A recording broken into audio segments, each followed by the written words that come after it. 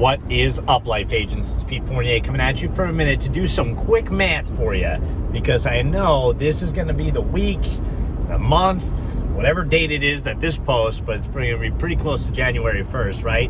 Where you're goal setting. So let me put some numbers in front of you real quick.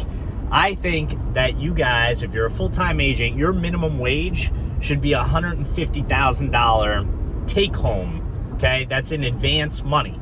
So if you're at a 75% contract, we'll use a relatively medium contract for this example, 75% contract with a 75% advance, you need in 2020 to sell 6 houses, $85 a month in life premium. 6 a week, okay?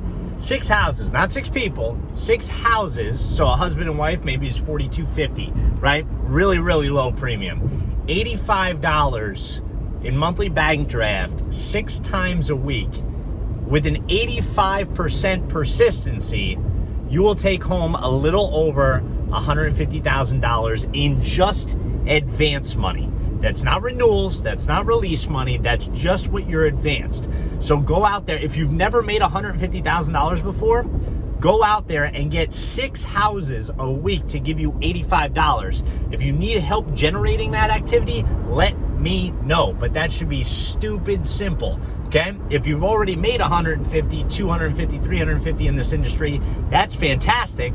Just multiply the math out, right, to get to your next goal. But the minimum wage of $150,000 at 85% persistency and only advanced is $85 a month in monthly bank draft 6 times a week. That's it. That's it for today. I'm Pete Fournier, and that's the Daily Tip. I'll see you next time.